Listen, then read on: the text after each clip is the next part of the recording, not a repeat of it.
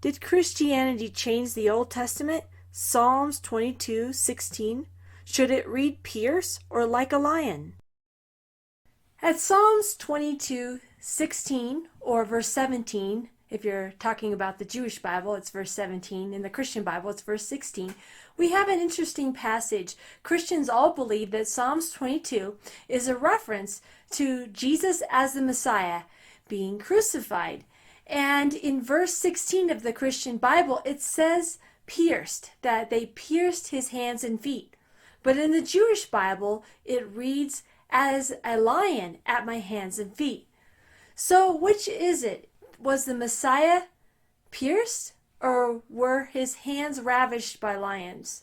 We're going to be talking about that today in this episode of our series, Is Christianity the Mormonism of Judaism?, where we are examining the claims of the Jewish rabbis who teach that Christianity has distorted the teachings of Judaism in much the same way that Mormonism distorts the teachings of Christianity. We're going to examine those claims today.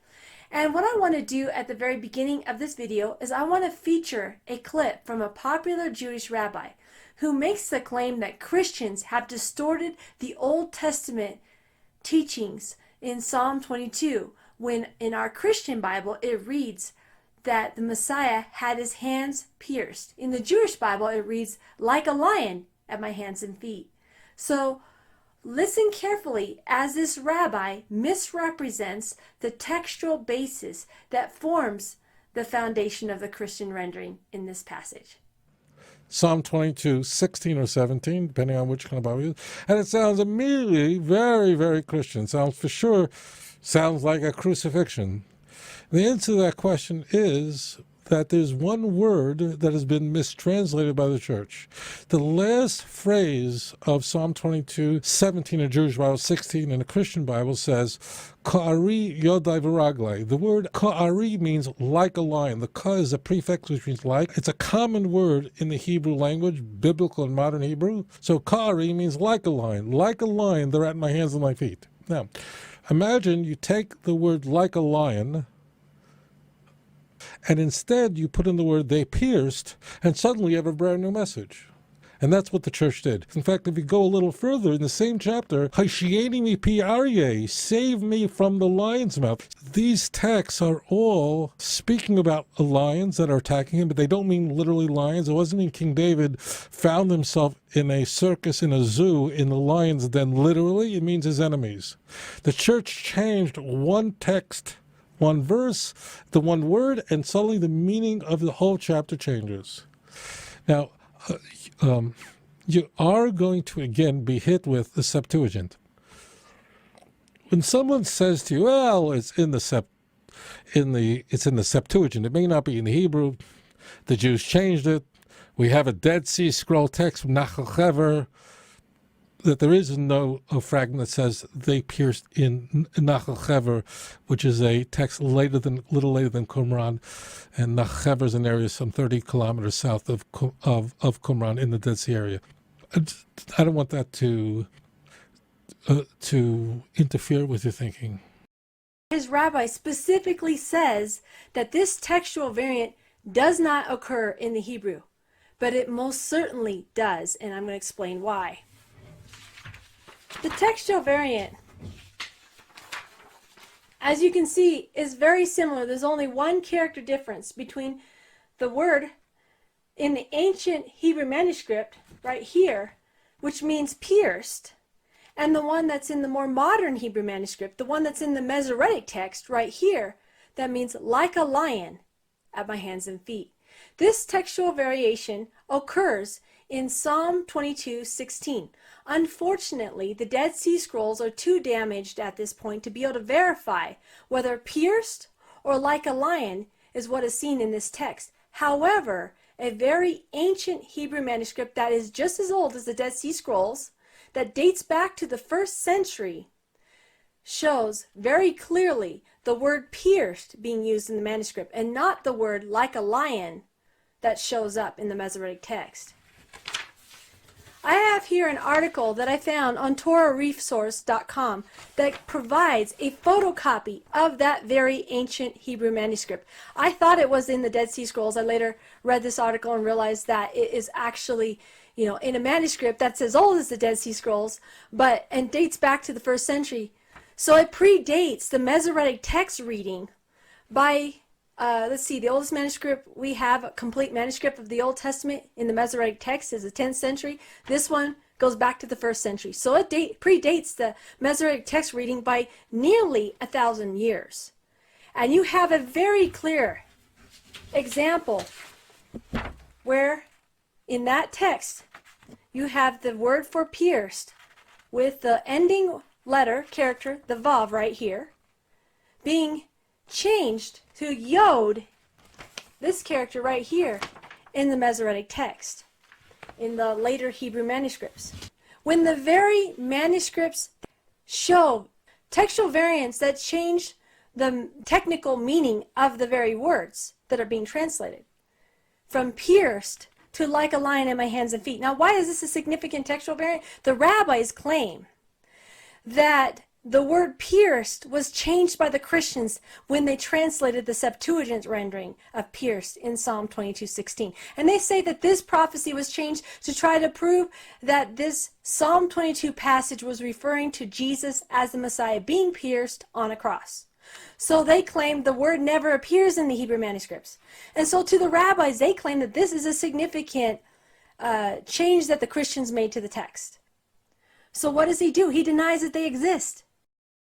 So rather than admit that this textual variant exists in the very ancient Hebrew manuscripts of this passage here in Psalms 22, this rabbi denies that it exists. And I'm going to feature another video of this rabbi in yet another video done by Dr. Michael Brown, who talks about this passage in Psalms 22 and talks about the claims of this rabbi and shows not only how this textual variant appears here in Psalms 22 in the Neck of Hever manuscript, but in other manuscripts of the Hebrew text found both in the Dead Sea Scrolls and in the Masoretic manuscripts. You can see textual variants that support the Christian rendering. So let's listen in as Dr. Michael Brown, who is a renowned scholar on the biblical languages and very well versed and knowledgeable in responding to Jewish objections. Let's listen in as he discusses this passage. Every single Bible in the whole world says the same word in Hebrew. Not one Bible ever found says they pierced. Oh, sorry. Squirming a little bit. Okay. He's saying every Hebrew text, every Hebrew Bible that's ever been found reads ka'ari, like a lion. None of them read ka'aru, which is taken to mean they pierced or they dug through, as a biform of karu. None of them say that. Rather, they all say ka'ari, like a lion. Not a single Hebrew manuscript, not a single Hebrew Bible in the entire world ever has read that way. Ever, ever, ever. None of them say this alleged ka'aru. None of them say karu. Okay. I guess Rabbi Singer is not familiar with the massive collocation of all Masoretic manuscripts done by two scholars separately a few centuries back, Kennicott and de Rossi. So these are books written in Latin that give every last Masoretic manuscript. And so you have to understand there are thousands of Masoretic manuscripts and there are all kinds of variations. All right.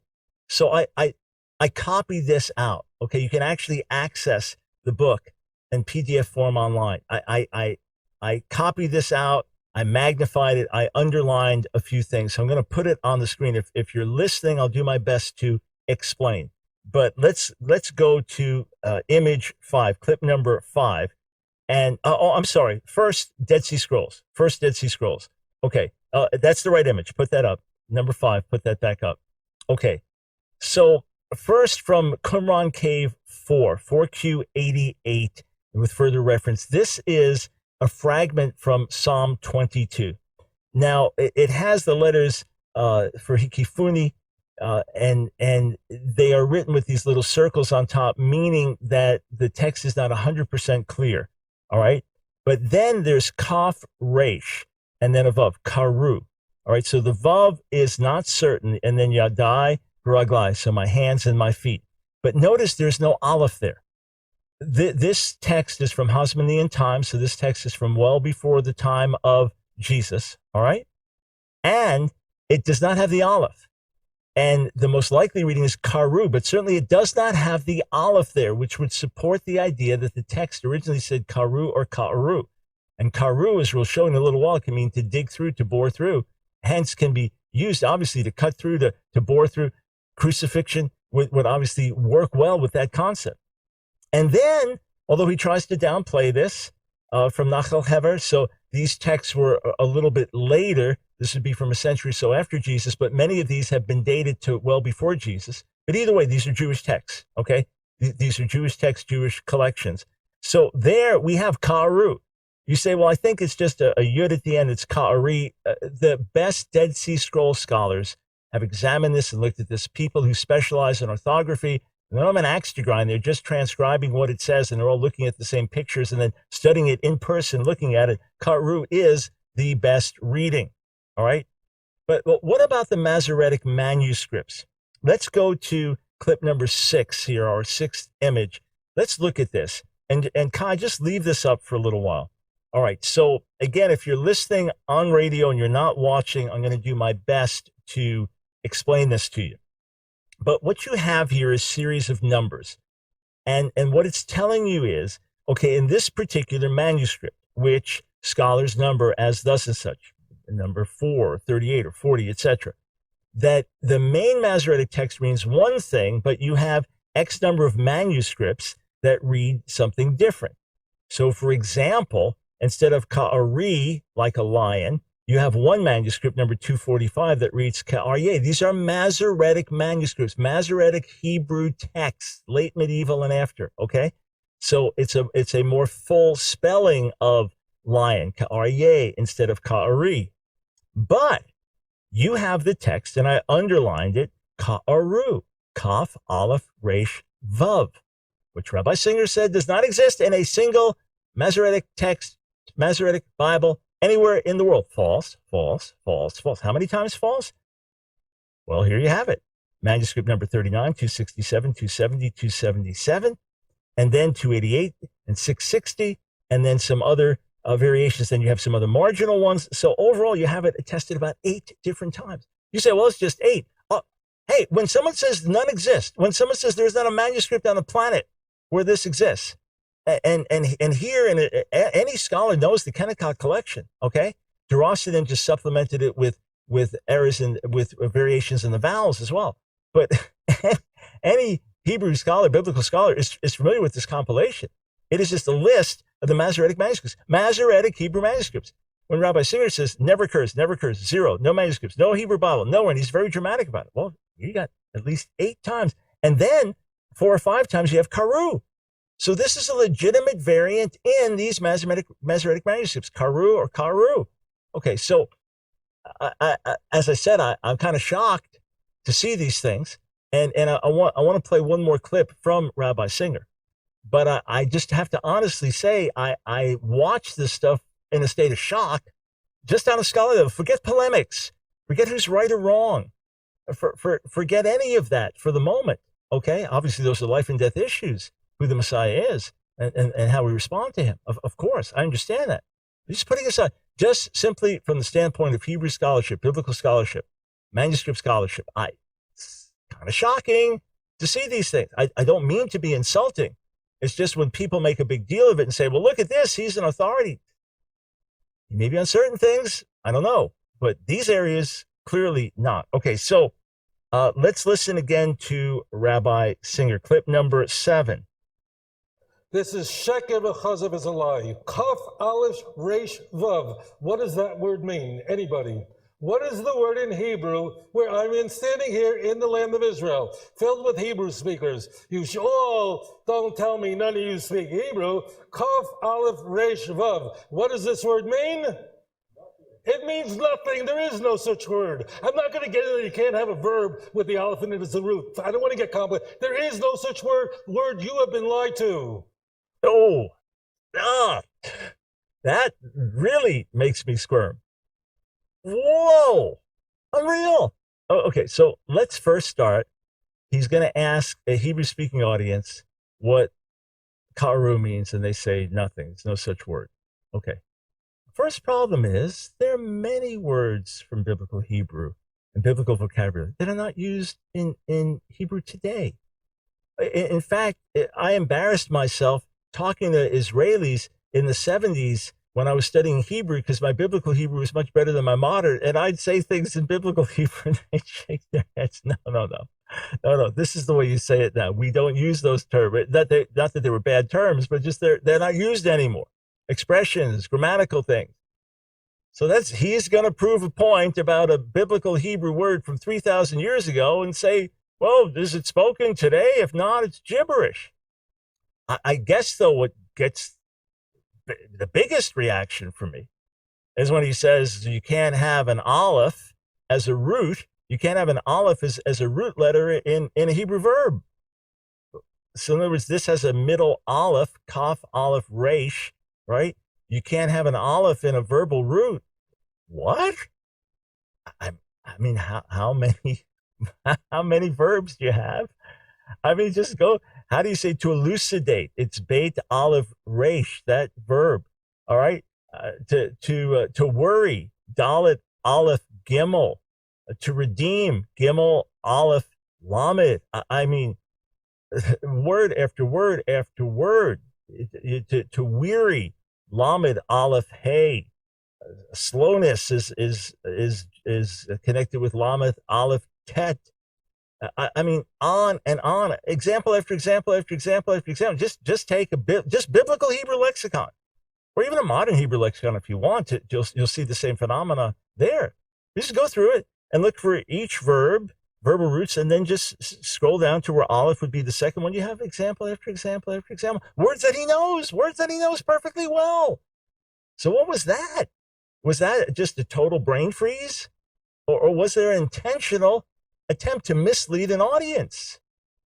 Either way, that makes me squirm.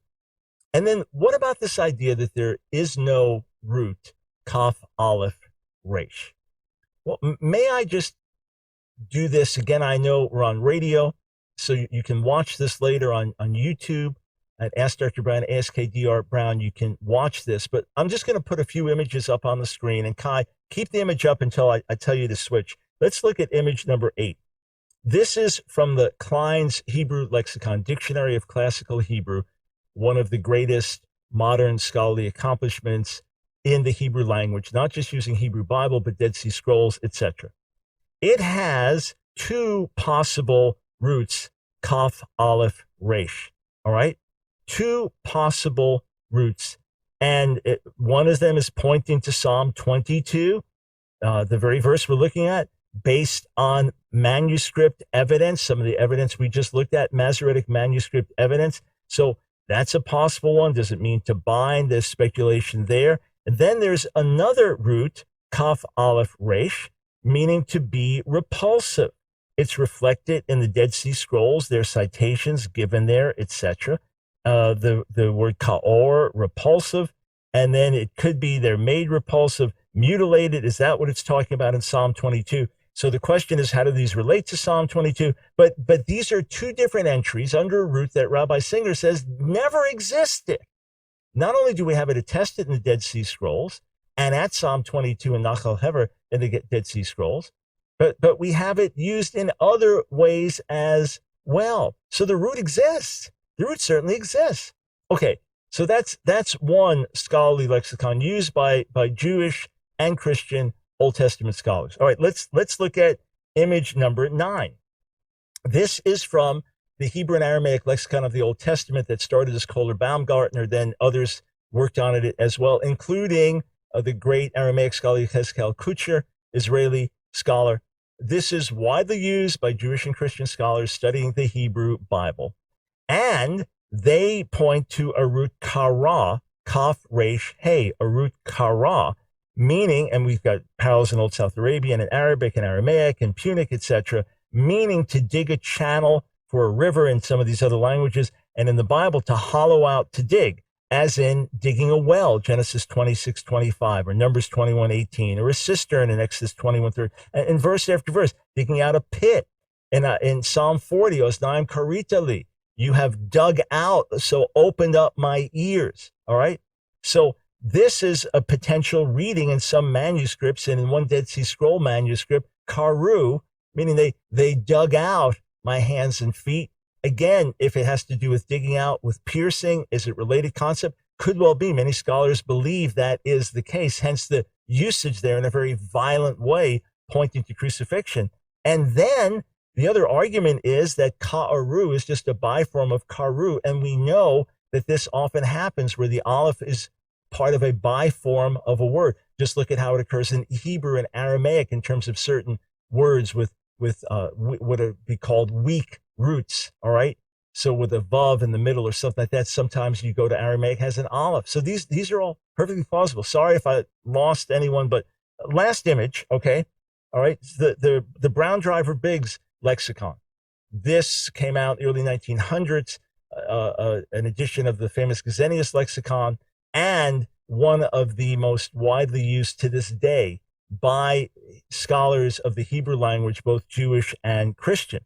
So at Psalm 22 has Ari, lion, gives the references there. But then it says this, that they're suggesting reading ka'aru, which equals karu. So they dug through, they dug out my hands and feet, which would then mirror the Septuagint. They pierced my hands and feet. And contrary to Rabbi Singer, there's ample evidence of the Septuagint being completed as a Jewish work before the time of Jesus. So bottom line, here's what we get. And we're done with that image. We're good now. Number one, massive error on Daniel 9. If it was so important, why wasn't it referred to? It is. It is by Jesus, Matthew 24, Mark 13. And not only so, early church leaders make reference to it as well, recognizing its significance having to do with messianic prophecy before the second temple was destroyed. That's number one. Number two, Psalm 22, quoted, referred to explicitly in the New Testament. Therefore, you're going to read all the passages, including they pierced my hands and feet. All right. Number three, Dead Sea Scroll evidence supporting a reading of karu without an aleph, therefore not like a lion. And then, yes, Nachal Hever, Qumran Scroll, strongly pointing to ka'aru with a vav, not a yud. So again, not like a lion. And then, contrary to Rabbi Singer's denial, saying there's not a single Hebrew manuscript in the world, masoretic manuscript, that reads this way. I post this actual image from the Kennecott volume where he lists the masoretic manuscripts that read ka'aru or karu. All right. And then on top of that, extraordinary error, mind-bogglingly error, saying that you're not going to have a verbal root with an aleph in it. Again, either he failed to explain himself or just had brain freeze. That can happen to anybody. But when people think then immediately correct the video or pull that part or make a statement, I made an error there. And then that there's no root ka'ar. Well, there is, and it's attested in lexicons in different contexts. And there are explanations as to how you can have kara or ka'ar and how they are related. So can we prove that the earliest reading was they pierced or they dug through my hands and my feet? Can't prove it, but there's very, very strong evidence for it. And by the way, even if it was like a lion, my hands and feet, the verb is missing. Hence the explanation, like a lion, they mauled my hands and feet, which was also an excellent description of crucifixion. So this would be one of these things of like, when a pitcher strikes out the sides on 9 pitches, swing and miss at each one, each major point he was making was a swing and a miss. So I just wanted to take the time to set the record straight. Truth. Pursue the truth. Follow the truth. It's worth it. Well, in the video we just watched, we saw many examples of how this Jewish rabbi will go to great lengths to deny the evidence of textual variants in this passage of Psalm 22, which support the Christian rendering of pierced in this passage. And yet it's these very textual variants that form the basis of the Christian reading in this passage of pierced. And it discredits the Jewish rabbis' claims that Christians have distorted the text of the Old Testament in their Bible, in their translation of these passages. So what do we do with textual variants? As we have been seeing in our series, many of the differences between how the Christian Bible renders different passages, or how the New Testament or Septuagint, the Greek Septuagint reading of the Old Testament, many of the times when there's differences in the readings, we find that it's actually supported in the Hebrew manuscripts. And therefore, the Christians were not tampering with the text of the Old Testament when they were quoting the Old Testament, nor are Christians today tampering with the text of the Old Testament in their translation of passages like Psalms 22. Rather, quite often we find that it's textual variants in the very Hebrew manuscripts that support the differences in the readings between the Christian Bible's rendering of certain passages and the Jewish Bible's rendering of these passages. So what do we do with textual variants like these in very ancient Hebrew manuscripts? How do we reconcile the existence of textual variants with our belief that God has inspired the scriptures and has preserved the readings of the scriptures? How do we justify these textual variants with our view that all scripture is God-breathed and inspired by God? Well, the reality is, I believe, that to justify these textual variants, you have to go back to the very point that textual variants, scribal errors, mistakes, in which a vav at the end of the word is accidentally changed to a yod in later manuscripts, merely show that God is sovereign over the scriptures, and they really don't change the message of the text. The fact that this man, no matter which rendering you go with, whether he's pierced in his hands and feet, or whether he has an attack to his hands and feet like a lion at his hands and feet, well, if the lion's maul your hands and feet, there's still something overall going on between the textual variants. You could still see the reading or the message that this man had something very significant happen to the very hands and feet of this Messiah in Psalm 22. So whether you go with pierced or whether you go with like a lion in my hands and feet is really irrelevant, because the message of the text has not been changed. I'd like to look back here at the context of this passage here in Psalm 22, and I'd like to read to you from the Jewish Bible. Beginning at verse 14 in the Jewish Bible, which is verse 13 in the Christian Bible, Psalm 22. I want you to think about what this passage is actually saying in context, where we find the passage about the Messiah being pierced or like a lion at my hands and feet. Listen to this. Listen to how it reads. And ask yourself the question, when was this ever fulfilled in King David? Was this fulfilled in King David, or was it fulfilled in Messiah, Jesus, Yeshua?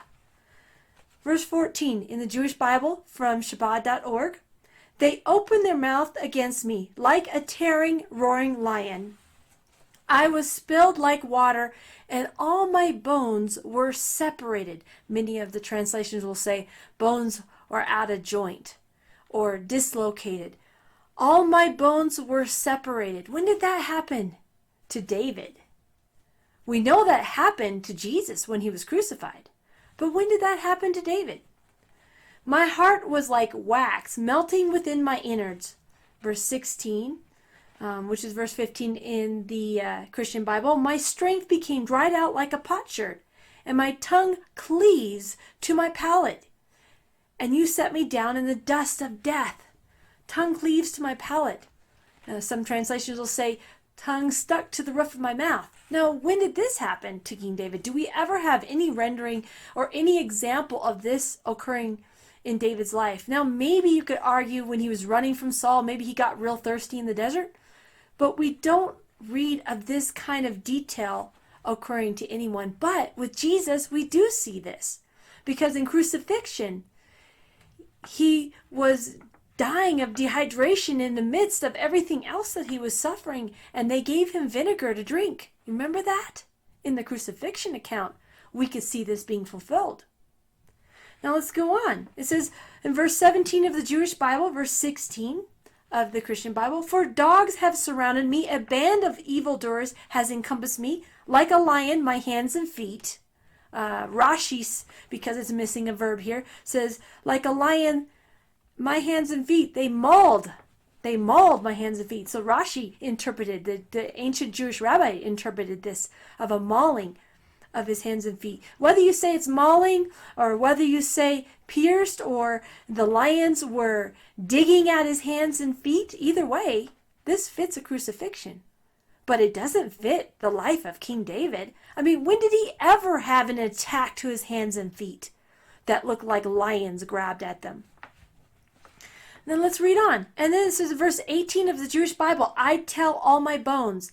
They look and gloat over me." In verse 19, "They share my garments among themselves and cast lots for my raiment." Again, when did this ever happen to King David? When was his garments ever torn from him? But we don't see this in King David's life, but we do see this fulfilled in the life of Yeshua, Jesus, our Messiah. This was definitely fulfilled. We can read about it, how the enemies of Christ, when they crucified him, stripped him naked and divided his garments. They cast lots for his garments in fulfillment of this passage here in Psalms 22.